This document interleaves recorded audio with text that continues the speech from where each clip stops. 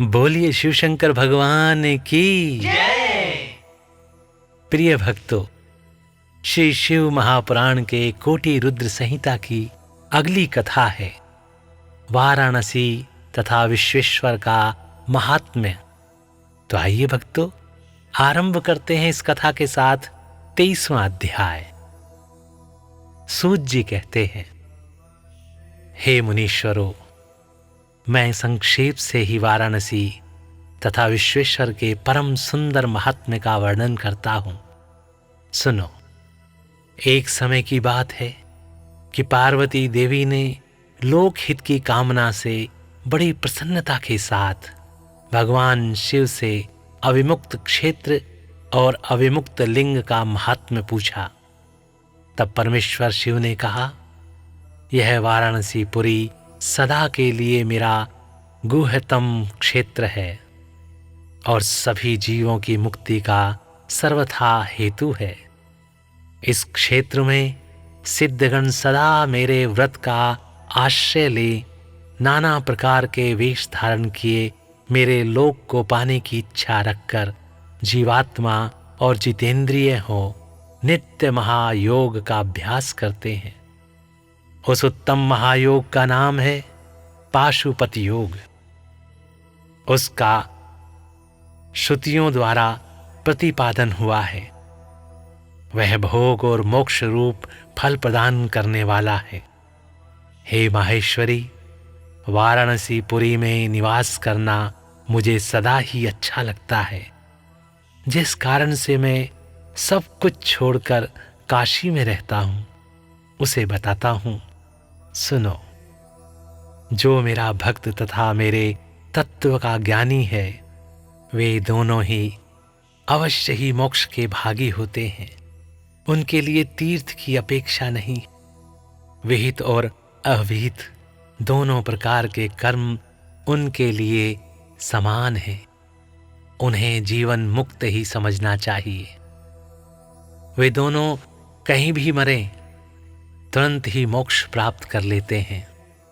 यह मैंने निश्चित बात कही है। सर्वोत्तम शक्ति देवियों में इस परम उत्तम अविमुक्त तीर्थ में जो विशेष बात है, उसे तुम मन लगाकर सुनो। सभी वर्ण और समस्त आश्रमों के लोग, चाहे वे बालक, जवान या बूढ़े, कोई भी क्यों ना हो, यदि इस पुरी में मर जाएं तो मुक्त हो ही जाते हैं, इसमें संशय नहीं है। स्त्री अपवित्र हो या पवित्र, कुमारी हो या विवाहिता, विधवा हो या वंधवा, रजस्वला, प्रसूता, संस्कारहीना अथवा जैसी तैसी कैसी ही क्यों ना हो, यदि इस क्षेत्र में मरी हो तो अवश्य मोक्ष की भागिनी होती है, इसमें संदेह नहीं है। स्वेदज, अंडज, उद्भिज अथवा जरायुज प्राणी जैसे यहाँ मरने पर मोक्ष पाता है, वैसे और कहीं नहीं पाता। देवी, यहाँ मरने वालों के लिए न ज्ञान की अपेक्षा है, न भक्ति की, न कर्म की आवश्यकता है, न दान की, न कभी संस्कृति की अपेक्षा है और न धर्म की ही। यहाँ नाम कीर्तन, पूजन तथा उत्तम जाति की भी अपेक्षा नहीं होती। जो मनुष्य मेरे इस मोक्षदायक क्षेत्र में निवास करता है, वह चाहे जैसे मरे, उसके लिए मोक्ष की प्राप्ति सुनिश्चित है। हे प्रिय, मेरा यह दिव्यपुर गुह से भी गुह्यतर है। ब्रह्मा आदि देवता भी इसके महात्म्य को नहीं जानते। इसलिए यह महान क्षेत्र अविमुक्त नाम से प्रसिद्ध है, क्योंकि नैमिष आदि सभी तीर्थों से यह श्रेष्ठ है। यह मरने पर अवश्य मोक्ष देने वाला है। धर्म का सार सत्य है, मोक्ष का सार समता है तथा समस्त क्षेत्रों एवं तीर्थों का सार यह अविमुक्त तीर्थ काशी है। ऐसी विद्वानों की मान्यता है। इच्छा अनुसार भोजन, शयन, क्रीड़ा तथा विविध कर्मों का अनुष्ठान करता हुआ भी मनुष्य यदि इस अविमुक्त तीर्थ में प्राणों का परित्याग करता है तो उसे मोक्ष मिल जाता है। जिसका चित्त विषयों में आसक्त है और जिसने धर्म की रुचि त्याग दी है, वह भी यदि इस क्षेत्र में मृत्यु को प्राप्त होता है तो पुनः संसार बंधन में नहीं पड़ता। फिर जो ममता से रहित, धीर, सत्वगुणी, दंभहीन, कर्मकुशल और कर्तापन के अभिमान से रहित होने के कारण किसी भी कर्म का आरंभ न करने वाले हैं, उनकी तो बात ही क्या है। वे सब मुझ में ही स्थित हैं। इस काशीपुरी में शिव भक्तों द्वारा अनेक शिवलिंग स्थापित किए गए हैं। हे पार्वती, वे संपूर्ण अभिष्टों को देने वाले और मोक्षदायक हैं। चारों दिशाओं में 5-5 कोस फैला हुआ यह क्षेत्र अविमुक्त कहा गया है। यह सब ओर से मोक्षदायक है।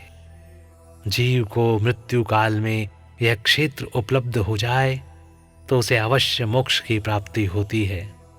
यदि निष्पाप मनुष्य काशी में मरे तो उसका तत्काल मोक्ष हो जाता है, और जो पापी मनुष्य मरता है वह कायव्यूहों को प्राप्त होता है। उसे पहले यातना का अनुभव करके ही पीछे मोक्ष की प्राप्ति होती है। हे सुंदरी, जो इस अविमुक्त क्षेत्र में पातक करता है वह हजारों वर्षों तक भैरवी यातना पाकर पाप का फल भोगने के पश्चात ही मोक्ष पाता है। शतकोटि कल्पों में भी अपने किए हुए कर्म का क्षय नहीं होता। जीव को अपने द्वारा किए गए शुभाशुभ कर्म का फल अवश्य ही भोगना पड़ता है। केवल अशुभ कर्म नरक देने वाला होता है। केवल शुभ कर्म स्वर्ग की प्राप्ति कराने वाला होता है, तथा शुभ और अशुभ दोनों कर्मों से मनुष्य योनि की प्राप्ति बताई गई है। अशुभ कर्म की कमी और शुभ कर्म की अधिकता होने पर उत्तम जन्म प्राप्त होता है। शुभ कर्म की कमी और अशुभ कर्म की अधिकता होने पर यहाँ अधम जन्म की प्राप्ति होती है। हे पार्वती, जब शुभ और अशुभ दोनों ही कर्मों का क्षय हो जाता है तभी जीव को सच्चा मोक्ष प्राप्त होता है। यदि किसी ने पूर्व जन्म में आदर पूर्वक काशी का दर्शन किया है तभी उसे इस जन्म में काशी में पहुंचकर मृत्यु की प्राप्ति होती है। जो मनुष्य काशी जाकर गंगा में स्नान करता है उसके क्रियमाण और संचित कर्म का नाश हो जाता है, परंतु प्रारब्ध कर्म भोगे बिना नष्ट नहीं होता। यह निश्चित बात है। जिसकी काशी में मुक्ति हो जाती है उसके प्रारब्ध कर्म का भी क्षय हो जाता है। हे प्रिय, जिसने एक ब्राह्मण को भी काशीवास करवाया है वह स्वयं भी काशीवास का अवसर पाकर मोक्ष का लाभ करता है। सूत जी कहते हैं, मुनिवरों, इस तरह काशी का तथा विश्वेश्वर लिंग का प्रचुर महात्म्य बताया गया है, जो सत्पुरुषों को भोग और मोक्ष प्रदान करने वाला है। इसके बाद मैं त्र्यंबक नामक ज्योतिर्लिंग का महात्म्य बताऊंगा, जिसे सुनकर मनुष्य क्षण भर में समस्त पापों से मुक्त हो जाता है। बोलिए शिव शंकर भगवान की जय। प्रिय भक्तों, इस प्रकार यहाँ पर श्री शिव महापुराण के कोटि रुद्र संहिता की ये कथा और 23वां अध्याय यहाँ पर समाप्त होता है। तो स्नेह से बोलिए शिव शंकर भगवान की जय। आदर के साथ बोलिए ओम नमः शिवाय, ओम नमः शिवाय, ओम नमः शिवाय।